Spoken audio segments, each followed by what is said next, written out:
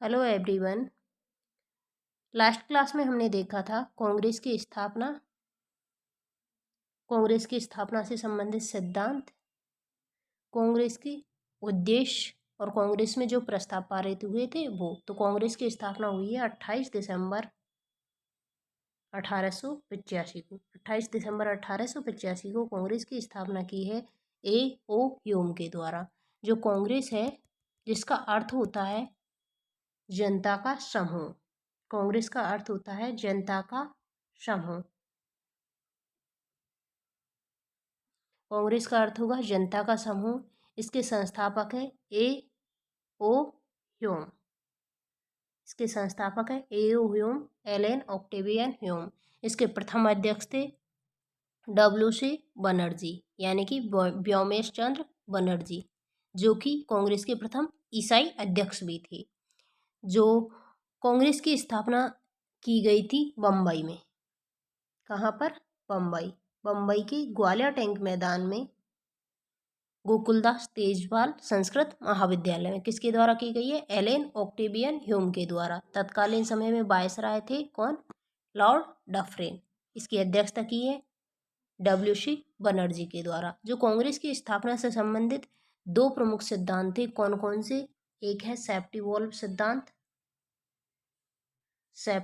सिद्धांत, और दूसरा सिद्धांत है लाइटनिंग कंडक्टिंग थ्योरी। जो सेफ्टी वॉल्व सिद्धांत है ये उग्रवादियों के द्वारा दिया गया सिद्धांत है, जबकि लाइटनिंग कंडक्टिंग थ्योरी या तड़ित चालक सिद्धांत किसके द्वारा दिया गया है? उदारवादियों के द्वारा। जो तड़ित चालक सिद्धांत है इसके समर्थक उदारवादी वर्ग था, और उनका मानना था कि ब्रिटिश लोगों के दमन से बचने के लिए हमने ह्यूम का उपयोग तड़ित चालक के रूप में करके कांग्रेस की स्थापना की है। मेनली ये सिद्धांत था गोखले जी के, गोपाल कृष्ण गोखले का सिद्धांत है तड़ित चालक सिद्धांत। जबकि सेफ्टी वॉल्व का सिद्धांत दिया गया है लाला लाजपत राय के द्वारा। लाला लाजपत राय के द्वारा तड़ित चालक सिद्धांत दिया गया था यंग इंडिया में। जो लाला जी अपने यंग इंडिया में उन्होंने लिखा है कि कांग्रेस डफरिन के दिमागों की उपज है, जिसका उद्देश्य राजनीतिक आज़ादी नहीं बल्कि ब्रिटिश साम्राज्य को आसन्न खतरों से बचाना है। ह्यूम स्वतंत्रता प्रेमी अवश्य है मगर देशभक्त पहले है। किसके द्वारा कहा गया है? यानी कि लाला लाजपत राय के द्वारा।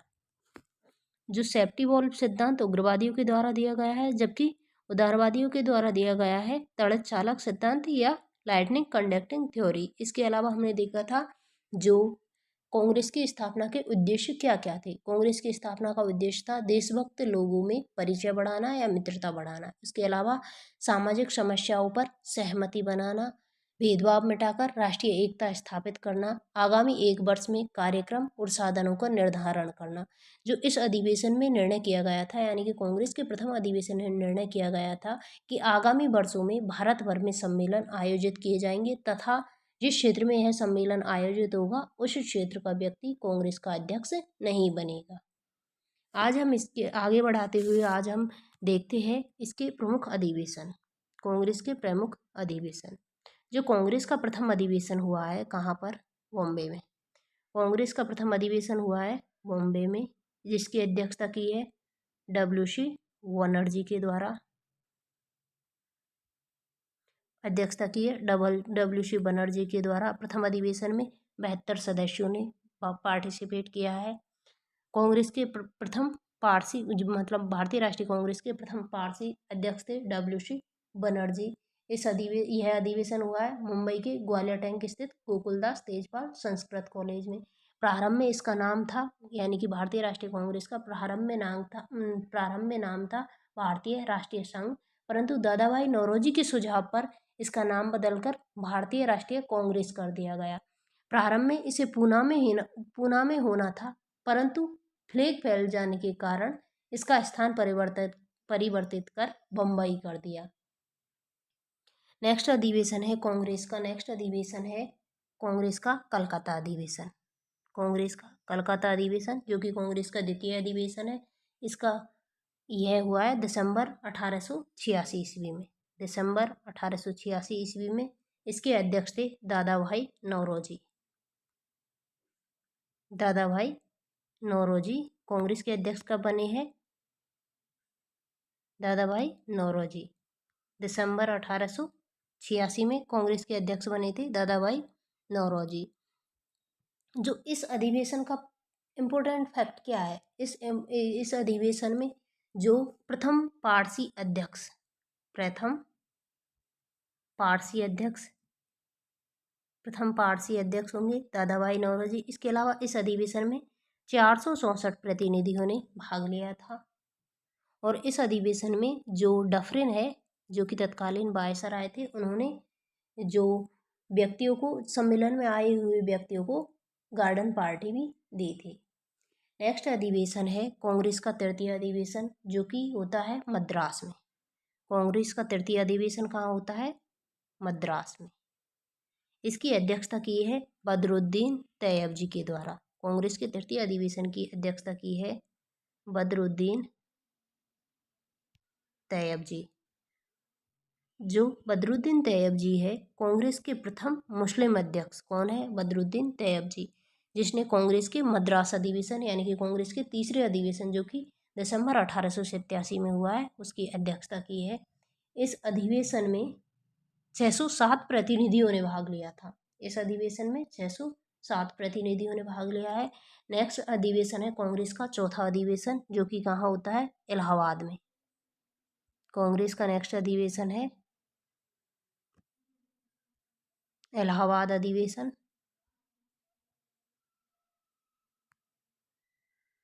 कांग्रेस का इलाहाबाद अधिवेशन होता है, कांग्रेस का चौथा अधिवेशन है। यह पहला अधिवेशन था जिसके अध्यक्ष एक अंग्रेज थे। इसकी अध्यक्षता की है जॉर्ज यूले के द्वारा। जॉर्ज यूले ने कांग्रेस के चौथे अधिवेशन, जो कि दिसंबर 1888 में हुआ है, दिसंबर 1888 में कांग्रेस का चौथा अधिवेशन, जो कि इलाहाबाद में हुआ है, प्रथम अंग्रेज अध्यक्ष थे जॉर्ज यूले।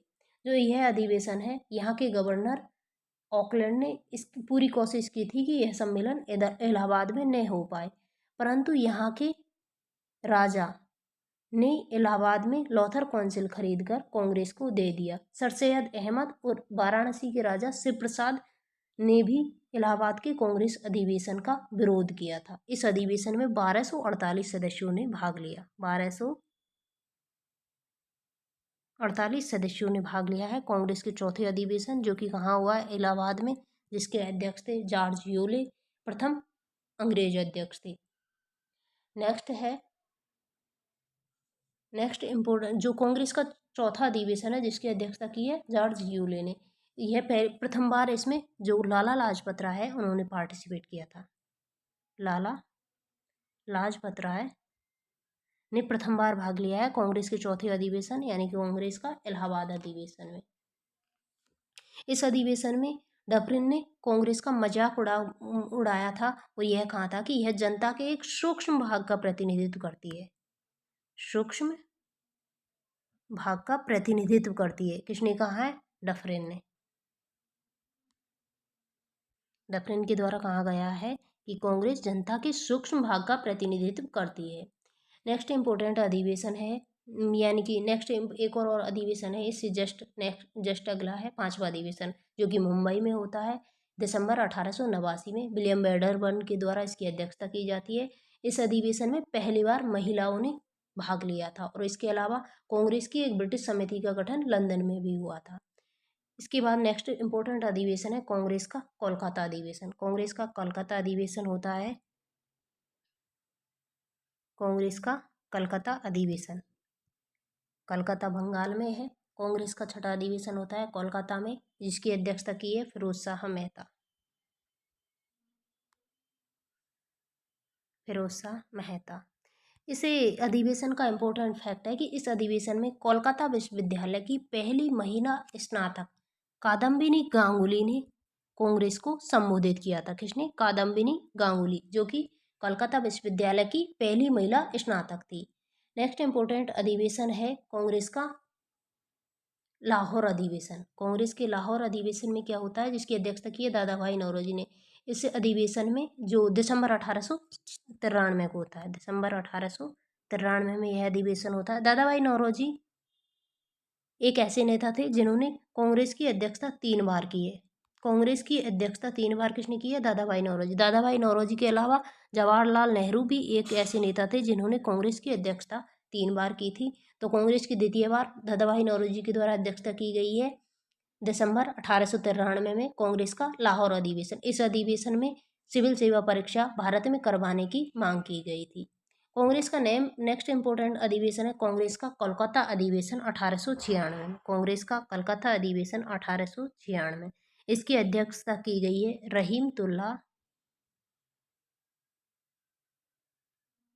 रहीमतुल्ला सयानी के द्वारा। जो रहीमतुल्ला सयानी के द्वारा कांग्रेस के कलकत्ता अधिवेशन की अध्यक्षता की गई है कब? दिसंबर 1896 में।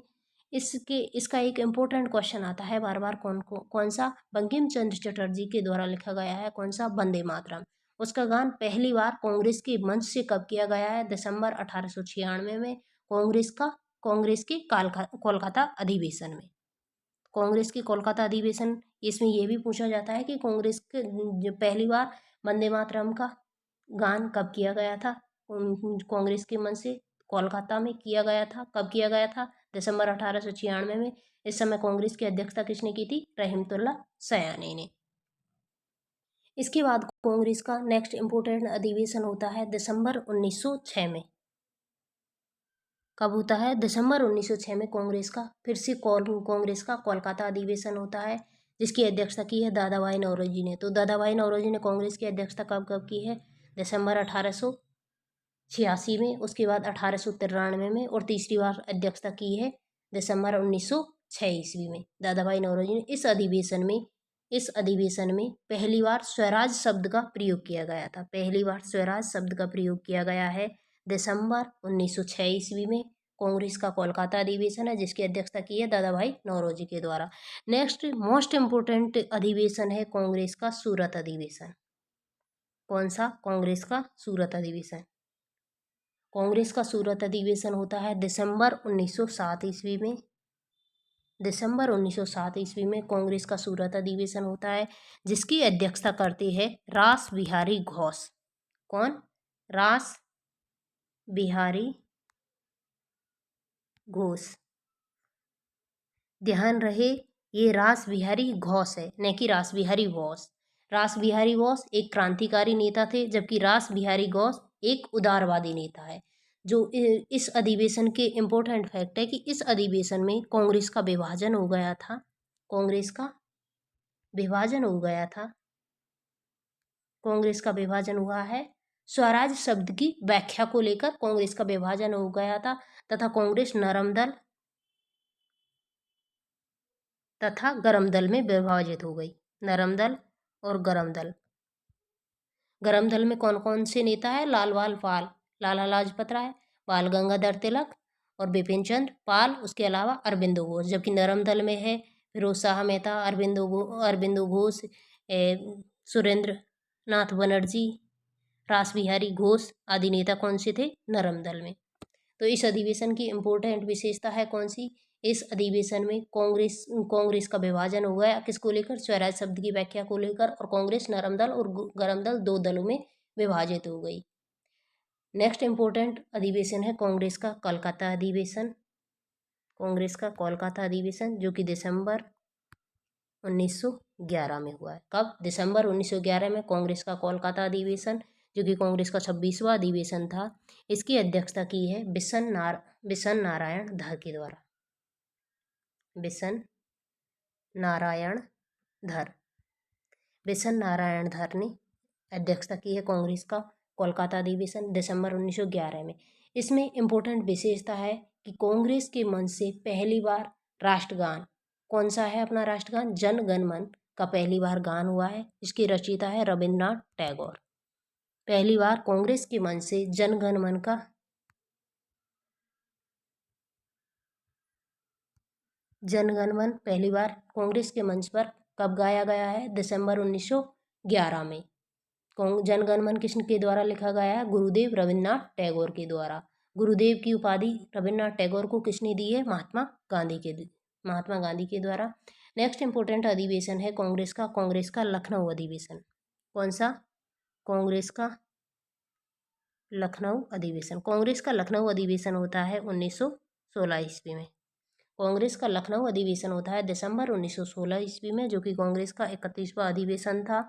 इस अधिवेशन की अध्यक्षता की है, इसमें अध्यक्ष का नाम रखना इंपॉर्टेंट है, इसकी अध्यक्षता की है अंबिका चरण मजूमदार।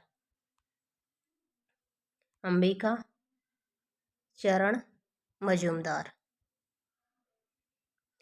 अंबिका चरण मजूमदार के द्वारा कांग्रेस का लखनऊ अधिवेशन की अध्यक्षता की गई है, जो कि 26 से 30 दिसंबर 1916 को अधिवेशन आयोजित किया गया है। इस अधिवेशन में दो इम्पोर्टेंट फैक्ट है, एक है लखनऊ समझौता,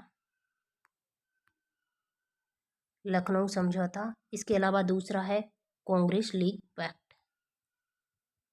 कांग्रेस लीग पैक्ट और लखनऊ समझौता। जो लखनऊ समझौता है, इसके तहत कांग्रेस, जिसका विभाजन हुआ था कब?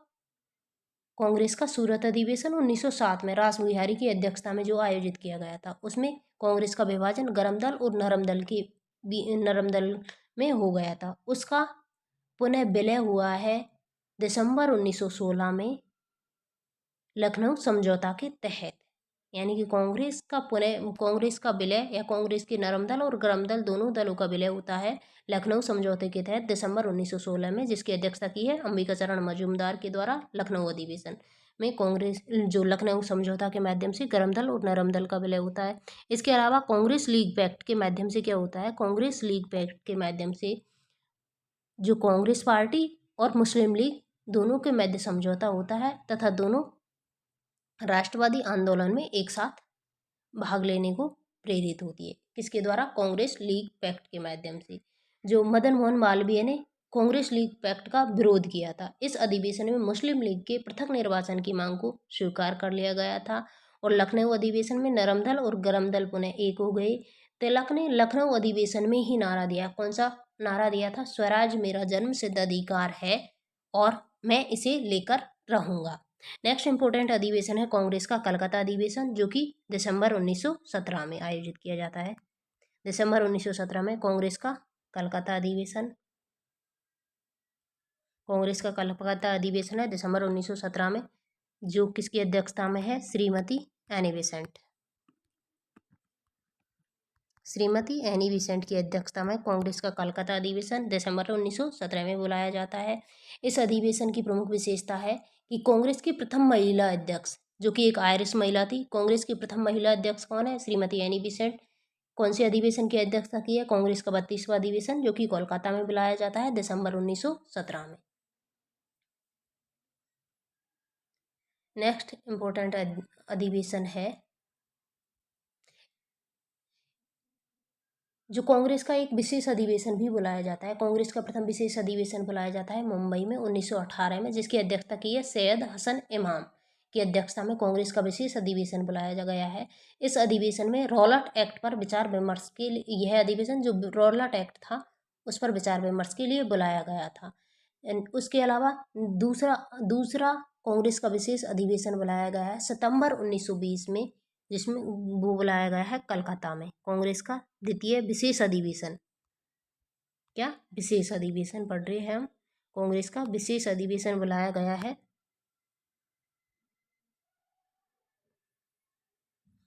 कांग्रेस का विशेष अधिवेशन बुलाया गया है कहाँ पर? कोलकाता में। कहाँ पर? कोलकाता में कांग्रेस का द्वितीय विशेष अधिवेशन, जिसकी अध्यक्षता की है लाला लाजपत राय ने।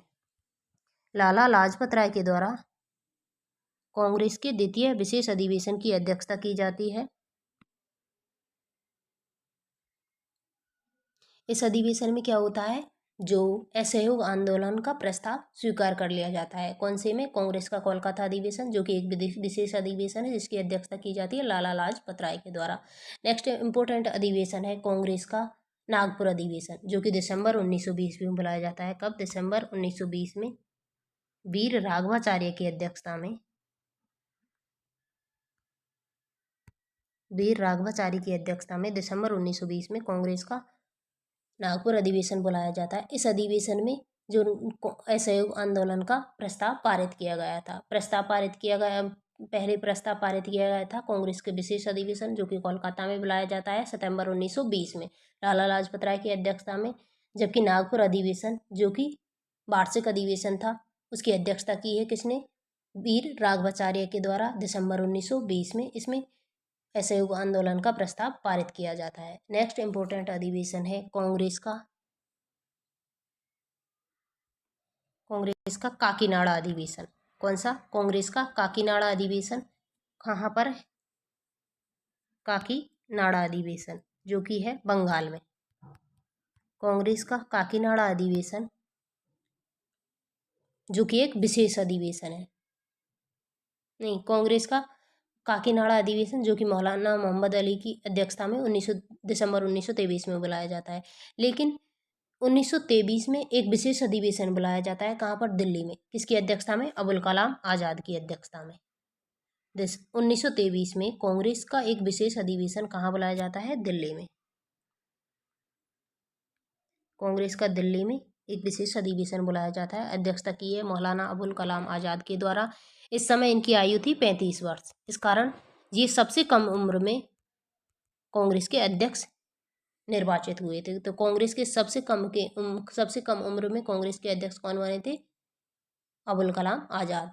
ये अधिवेशन बुलाया गया है, विशेष अधिवेशन बुलाया गया था, जो दिल्ली में बुलाया गया था 1923 ईस्वी में। नेक्स्ट इंपोर्टेंट अधिवेशन है कांग्रेस का बेलगांव अधिवेशन।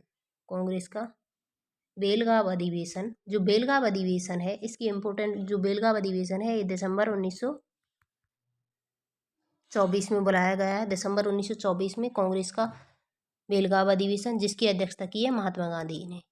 जो कांग्रेस का एकमात्र अधिवेशन जिसकी अध्यक्षता की थी महात्मा गांधी ने, इसकी प्रमुख विशेषता है। नेक्स्ट इंपोर्टेंट अधिवेशन है कांग्रेस का कानपुर अधिवेशन। कौन सा? कांग्रेस का कानपुर अधिवेशन, जो कि कांग्रेस का 40वां अधिवेशन है। दिसंबर 1925 में यह अधिवेशन बुलाया गया है, दिसंबर 1925 में। इसकी अध्यक्षता की है सरोजनी नायडू के द्वारा। किसके द्वारा? सरोजनी नायडू के द्वारा।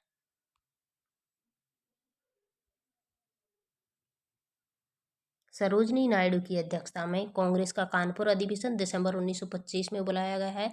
इस अधिवेशन में कांग्रेस की प्रथम भारतीय महिला अध्यक्ष निर्वाचित हुई है सरोजनी नायडू। इस अधिवेशन में हिंदी को राष्ट्रभाषा के रूप में इस्तेमाल किया गया है। कांग्रेस के प्रमुख नेता हजरत मोहानी के द्वारा पहली बार पूर्ण स्वराज का प्रस्ताव रखा गया था, परंतु यह पारित नहीं हो सका। तो कांग्रेस के कानपुर अधिवेशन की प्रमुख विशेषता है कि कांग्रेस की प्रथम भारतीय महिला अध्यक्ष निर्वाचित हुई है सरोजनी नायडू। जबकि प्रथम महिला अध्यक्ष कौन थी? श्रीमती एनी बेसेंट, जो कि दिसंबर 1917 में कोलकाता अधिवेशन की अध्यक्षता की थी। जबकि प्रथम भारतीय महिला अध्यक्ष है सरोजनी नायडू। नेक्स्ट इंपोर्टेंट अधिवेशन है कांग्रेस का लाहौर अधिवेशन। जो कांग्रेस का लाहौर अधिवेशन है वो दिसंबर 1929 में जवाहरलाल नेहरू की अध्यक्षता में बुलाया गया है। कौन सा अधिवेशन है? कांग्रेस का 44वां अधिवेशन, जो कि कांग्रेस लाहौर में बुलाया गया है दिसंबर 1929 में जवाहरलाल नेहरू की अध्यक्षता में। इस अधिवेशन में पूर्ण स्वराज का प्रस्ताव पारित किया गया था। पूर्ण स्वराज का प्रस्ताव पारित किया गया है कब? पूर्ण स्वराज का प्रस्ताव पारित किया गया है दिसंबर 1929 में कांग्रेस का लाहौर अधिवेशन, जो लाहौर पड़ता है, वर्तमान पाकिस्तान में पड़ता है। कांग्रेस का लाहौर अधिवेशन दिसंबर 1929 में, जिसकी अध्यक्षता की है जवाहरलाल नेहरू के द्वारा। इस अधिवेशन में पूर्ण स्वराज का प्रस्ताव पारित कर दिया गया था तथा 26 जनवरी को प्रतिवर्ष स्वतंत्रता दिवस मनाने की घोषणा की थी। स्वतंत्रता दिवस मनाने की प्रतिवर्ष घोषणा की थी 26 जनवरी को। तो प्रथम बार स्वतंत्रता दिवस कब मनाया गया था? 26 जनवरी 1930 को। 26 जनवरी 1930 को प्रथम बार स्वतंत्रता दिवस मनाया गया था, जबकि घोषणा की थी कब? दिसंबर 1929 में जवाहरलाल नेहरू की अध्यक्षता में, जो कि कांग्रेस का लाहौर अधिवेशन है। इसमें पूर्ण स्वराज का प्रस्ताव पारित किया गया था। नेक्स्ट इंपोर्टेंट अधिवेशन है कांग्रेस का कराची अधिवेशन। जो कांग्रेस का कराची अधिवेशन है ये बुलाया गया है मार्च 1931 में। मार्च 1931 में कांग्रेस का कराची अधिवेशन बुलाया गया है, जिसकी अध्यक्षता की गई है वल्लभ भाई पटेल के द्वारा। किसके द्वारा? वल्लभ भाई पटेल के द्वारा। वल्लभ भाई पटेल के द्वारा कांग्रेस का कराची अधिवेशन, जो कि मार्च 1931, 29 मार्च 1931 को वल्लभ भाई पटेल के नेतृत्व में कांग्रेस का कराची अधिवेशन बुलाया गया था। इस अधिवेशन में राष्ट्रीय आर्थिक कार्यक्रम से संबंधित प्रस्ताव पारित हुए थे। मौलिक अधिकारों का प्रस्ताव पारित हुआ था। और कराची अधिवेशन में ही गांधी जी ने कहा था कि गांधी मर सकता है लेकिन गांधीवाद नहीं। जो गांधी जी ने यह कथन क्यों कहा था? क्योंकि इससे पूर्व, जैसे कि 29 मार्च 1931 को कांग्रेस का कराची अधिवेशन बुलाया जाता है। इससे पूर्व की घटना है 23 मार्च 1931 को क्या होता है? भगत सिंह, सुखदेव और राजगुरु, जो कि वर्तमान में शहीद दिवस के रूप में मनाया जाता है, भगत सिंह, सुखदेव और राजगुरु को फांसी दी जाती है। और इससे पूर्व की घटना है 5 मार्च 1931। कौन सी? 5 मार्च 1931। 5 मार्च 1931 को क्या होता है? गांधी इरविन समझौता। तो गांधी इरविन समझौते में गांधी जी के द्वारा भगत सिंह को फांसी से न बचाने के कारण जो क्रांतिकारियों ने गांधी जी का कांग्रेस के कराची अधिवेशन में विरोध किया था। इस कारण गांधी जी ने कहा था कि गांधी मर सकता है परंतु गांधीवाद हमेशा जिंदा रहेगा। नेक्स्ट इम्पोर्टेंट अधिवेशन है कांग्रेस का कलकत्ता अधिवेशन, जो कि अप्रैल 1933 में बुलाया जाता है। इसकी अध्यक्षता की जाती है श्रीमती नेल्ली सेनगुप्त के द्वारा, जो प्रथम अंग्रेज महिला अध्यक्ष है। प्रथम अंग्रेज महिला अध्यक्ष है श्रीमती नेल्ली सेनगुप्ता। प्रथम भारतीय महिला अध्यक्ष है सरोजिनी नायडू, जबकि कांग्रेस की प्रथम महिला अध्यक्ष है Shrimati Annie Besant. Next important अधिवेशन है कांग्रेस का लखनऊ अधिवेशन। कांग्रेस का लखनऊ अधिवेशन, जो कि अप्रैल 1936 में जवाहरलाल नेहरू की अध्यक्षता में बुलाया जाता है। जवाहरलाल नेहरू की अध्यक्षता में अप्रैल 1936 में कांग्रेस का लखनऊ अधिवेशन बुलाया जाता है। इसमें कांग्रेस का लक्ष्य घोषित किया गया था। कौन सा? समाजवाद। कांग्रेस का लक्ष्य समाजवाद कब घोषित किया गया है? कांग्रेस का लखनऊ अधिवेशन अप्रैल 1936 में जवाहरलाल नेहरू ने, जिसकी अध्यक्षता की गई थी। इस अधिवेशन में नेहरू ने अपने अध्यक्षीय भाषण में कहा था कि मैं समाजवादी हूँ और मेरा लक्ष्य समाजवाद की स्थापना करना है। नेक्स्ट इंपॉर्टेंट अधिवेशन है कांग्रेस का फैजपुर अधिवेशन, जो कि 50वां अधिवेशन है। फैजपुर वर्तमान में पड़ता है बंगाल में। कांग्रेस का फैजपुर अधिवेशन, जो फैजपुर अधिवेशन है, पहली बार कांग्रेस का अधिवेशन एक गांव में हुआ था। फैजपुर कहाँ है? बंगाल में, जो कि एक गांव में है। दिसंबर 1937 में कांग्रेस का फैजपुर अधिवेशन, जिसकी अध्यक्षता की है जवाहरलाल नेहरू के द्वारा। यानी कि 1936 में भी कांग्रेस की अध्यक्षता लखनऊ में जवाहरलाल नेहरू के द्वारा की गई थी। और 1937 में, दिसंबर 1937 में भी कांग्रेस की अध्यक्षता, जो कि फैजपुर बंगाल में हुआ था, उसकी अध्यक्षता भी जवाहरलाल नेहरू के द्वारा की गई। तो कांग्रेस की 3 बार अध्यक्षता करने वाले 2 नेता है, एक है जवाहरलाल नेहरू और एक है दादा भाई नौरोजी। इस अधिवेशन की प्रमुख विशेषता है कि पहली बार कांग्रेस का अधिवेशन एक गांव में हुआ और इस अधिवेशन में एक 13 सूत्री अस्थायी कृषि कार्यक्रम घोषित किया गया। नेक्स्ट इंपोर्टेंट अधिवेशन है कांग्रेस का हरिपुरा अधिवेशन। कांग्रेस का हरिपुरा अधिवेशन, जो कांग्रेस का हरिपुरा अधिवेशन है, ये भी गांव में हुआ था। और ये कांग्रेस का हरिपुरा अधिवेशन बुलाया गया है फरवरी 1938 में। फरवरी 1938 में कांग्रेस का हरिपुरा अधिवेशन बुलाया गया है। अध्यक्षता की है इसकी सुभाष चंद्र बोस के द्वारा। सुभाष चंद्र बोस के द्वारा इसकी अध्यक्षता की गई है कांग्रेस का हरिपुरा अधिवेशन, जो कि वर्तमान में पड़ता है गुजरात में। इस अधिवेशन में राष्ट्रीय नियोजन समिति का गठन किया गया। किसका? राष्ट्रीय नियोजन समिति। राष्ट्रीय नियोजन समिति का गठन किया गया और जवाहरलाल नेहरू को इसका अध्यक्ष बनाया गया। और रजवाड़ों को पहली बार स्वतंत्रता आंदोलन में शामिल किया गया था इसी अधिवेशन में।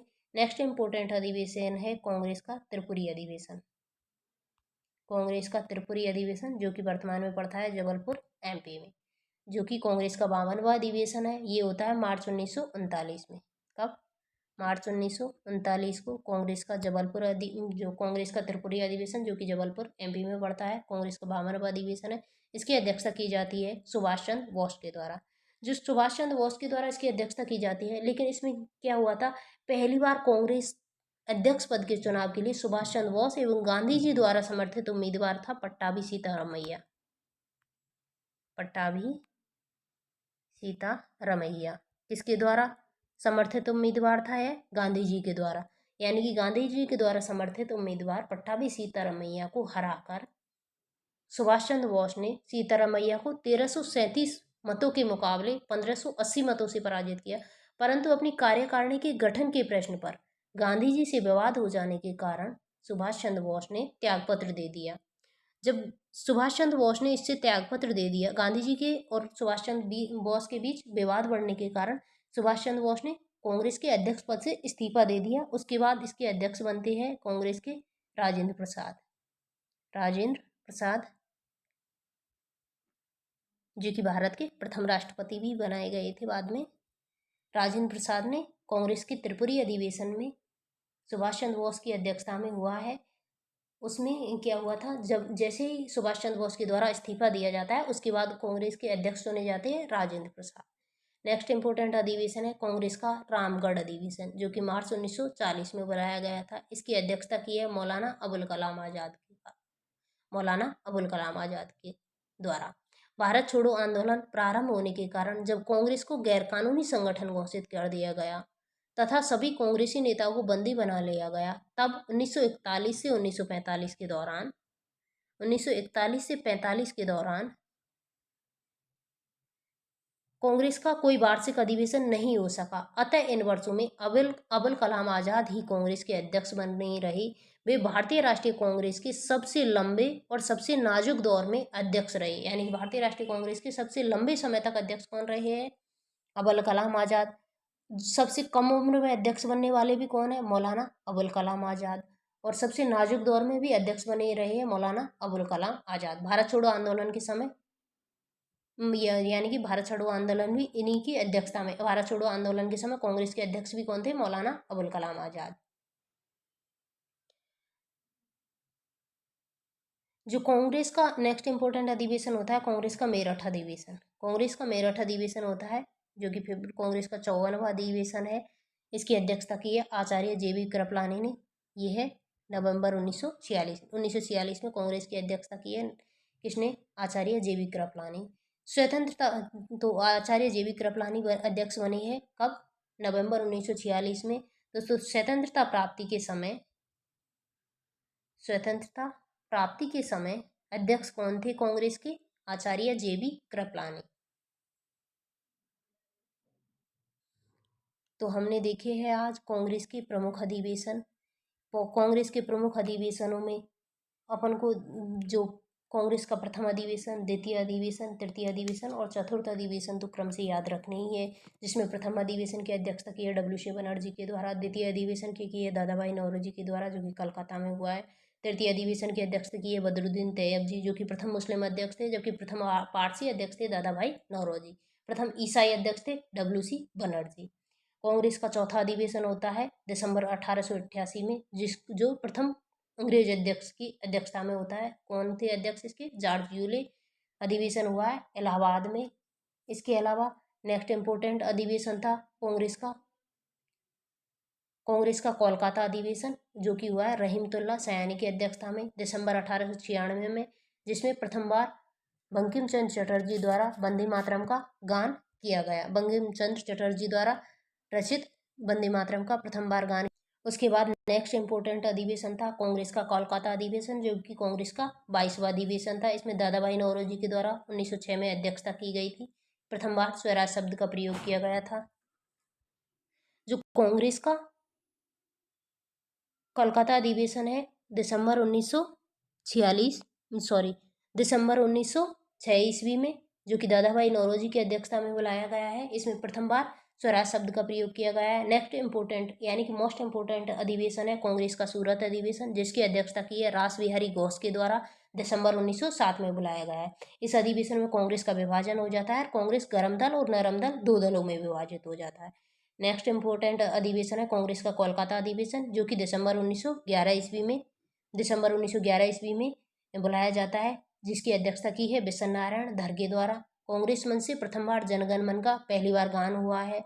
उसके बाद नेक्स्ट इम्पोर्टेंट अधिवेशन है, यानी कि मोस्ट इम्पोर्टेंट अधिवेशन है लखनऊ अधिवेशन। कांग्रेस का लखनऊ अधिवेशन, जो कांग्रेस का लखनऊ अधिवेशन है, इसमें ये बुलाया गया दिसंबर 1916 में। इसकी अध्यक्षता की है अंबिका चरण मजूमदार के द्वारा। इस अधिवेशन में लखनऊ समझौता और कांग्रेस लीग पैक्ट, दो इंपॉर्टेंट निर्णय लिए जाते हैं। कांग्रेस लीग पैक्ट के द्वारा कांग्रेस और मुस्लिम लीग राष्ट्रीय आंदोलन में एक साथ आते हैं। उसके अलावा लखनऊ समझौता में क्या होता है, लखनऊ समझौते के अंतर्गत जो गरम दल और नरम दल, जिसका विभाजन हुआ था दिसंबर 1907 ईस्वी में कांग्रेस के सूरत अधिवेशन में, वो उनका विलय होकर कांग्रेस के एक मंच पर आ जाते हैं। जो कांग्रेस का लखनऊ समझौता है, इसको करवाने में मध्यस्थता की है एनी बेसेंट और बाल गंगाधर तिलक के द्वारा, जबकि कांग्रेस लीग पैक्ट में जो मध्यस्थता की है एनी बेसेंट और मोहम्मद अली जिन्ना के द्वारा। नेक्स्ट इंपोर्टेंट अधिवेशन है कांग्रेस का कोलकाता अधिवेशन, जो कि दिसंबर 1917 में बुलाया जाता है। इसमें श्रीमती एनी बेसेंट के द्वारा अध्यक्षता की जाती है, जो कि कांग्रेस की प्रथम महिला अध्यक्ष थी। नेक्स्ट इंपोर्टेंट अधिवेशन होता है कांग्रेस का जो नागपुर अधिवेशन, जो कि वीर राघवाचारी की अध्यक्षता में दिसंबर 1920 में बुलाया जाता है, जिसमें असहयोग आंदोलन का प्रस्ताव पारित किया जाता है।